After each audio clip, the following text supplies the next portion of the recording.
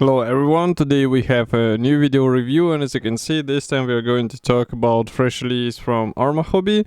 So this is a 1/72 scale kit which copies quite famous aircraft P-39N, Airacobra, and we reviewed the previous versions of this aircraft which were released in the same scale. So now we have a new type and the kit number is 70056.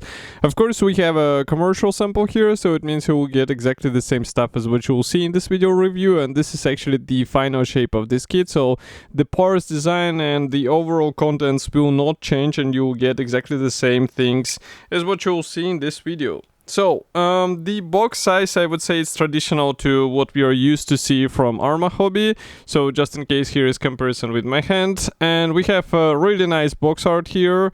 I hope they will start producing these box arts as a posters, because this is really cool images, and in my opinion, they might be a good addition to, let's say, gallery on your wall.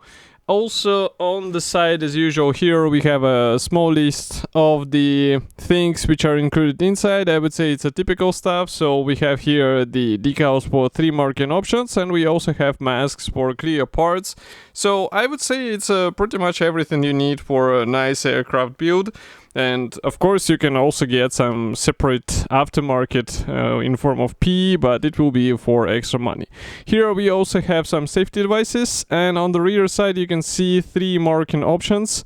So this aircraft, I would say, are might be familiar to some of you, because these are quite famous markings. But let's open the box. This is a side opening box, and here is what we have inside. Everything is packed into this resealable plastic bag. And I'm going to open it right now, and we will take a closer look once I find the... Okay, here it is. The flap, because it wasn't visible. Okay, so what do we have here? Just give me a second. So we have assembly manual, we have decals, we have plastic parts, and with the plastic parts we will actually start. So here you can see the first plastic sprue. There are 2 of them in total, I mean the gray ones. So here we have the fuselage halves, and both are molded without tail fin. So in case you wonder where is it, it should be on the next sprue as far as I remember. And also here we have the top wing halves, and also I can see that the cowling area here is actually pre-molded, so you have to be careful while working with this area. But here you can take a closer look at the external features. So everything looks quite nice, just like in any other 1/72 scale release from Armahobby. As you can see, a lot of external features are copied out of the box, and we also get several propeller types. I guess only one will be necessary for today's version.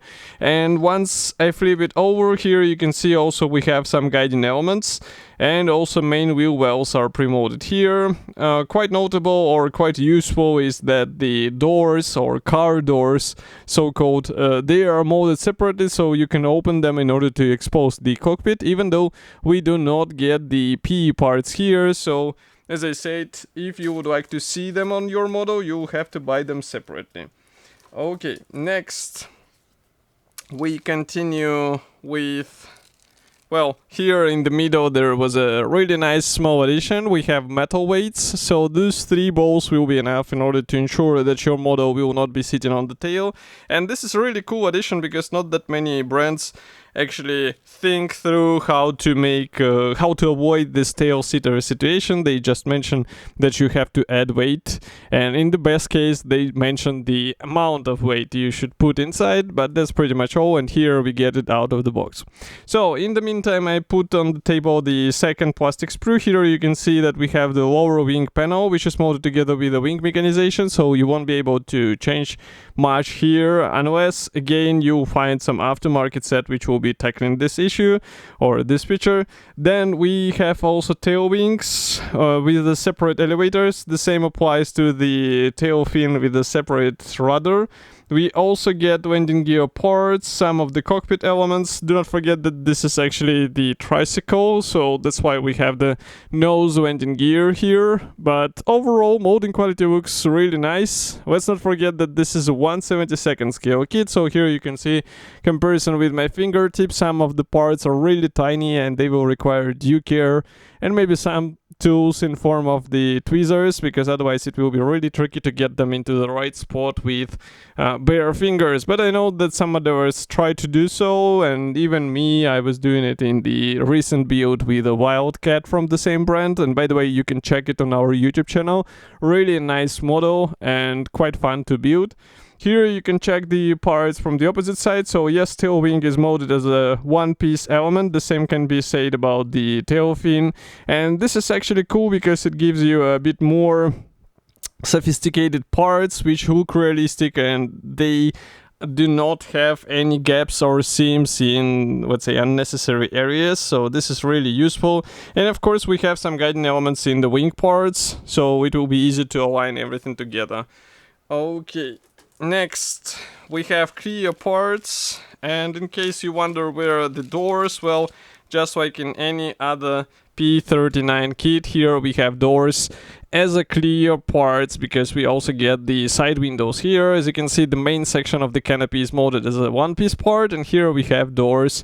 So yes, again, I will remind you that you can open these doors, and this is really cool. Even in 1/72 scale, there is something to show inside in the cockpit, and even in the standard kit, you can add some, let's say, interesting things with help of weathering and painting techniques. So it's up to you whether you would be up for such challenge.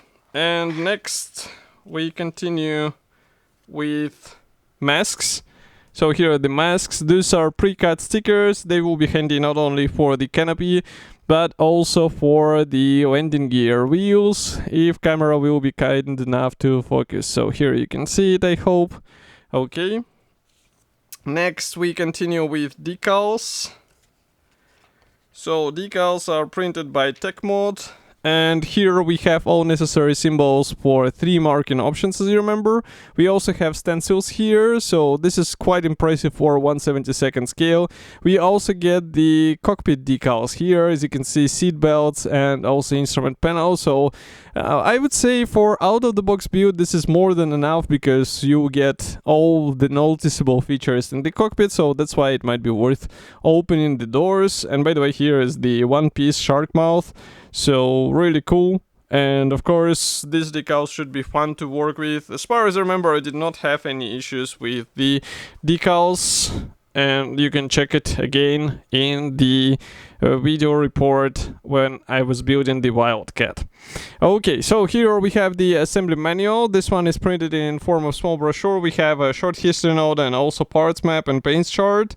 Then we have the assembly process, which starts obviously with the cockpit. So here we start with the frontal panel, which also houses the dashboard or instrument panel. Here we continue with the rear bulkhead and pilot seat, and then we start joining everything on the cockpit floor. By the way, here you can see the nose weights. So we have the special, let's say, form which will be holding them in place, so you can just place them on the CA glue and you'll be fine to have them inside the aircraft. So here you can see the stage when we join the fuselage halves together. Then on the next step we start joining the wing panels, and then all of this stuff gets together, so fuselage and wing, main wing.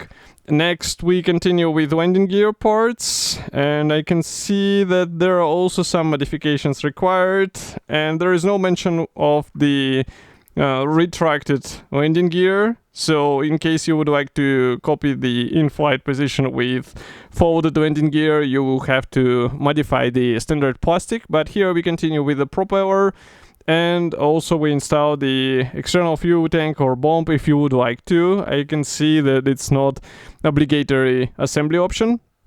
We have the stenciling guide here, and then next we have first 2 marking options. This one was on the box art, as you remember, and then we have 2 more. So even though on the box there was only 1, here you can see, I mean only 3, here we have 1 extra. And also on the last page you can see some other kits which we reviewed them all, so you can find it on our YouTube channel as well. So as for the new kit, it should be already available. You can get it in, for example, armahobby website. Quite interesting. And of course, I will be happy to hear your opinion about this release. Do not forget to write it here in the comment section below. If you like this video, press the like button, subscribe to our YouTube channel, and I will see you in the next video review as usual. Thank you for joining me today, and bye.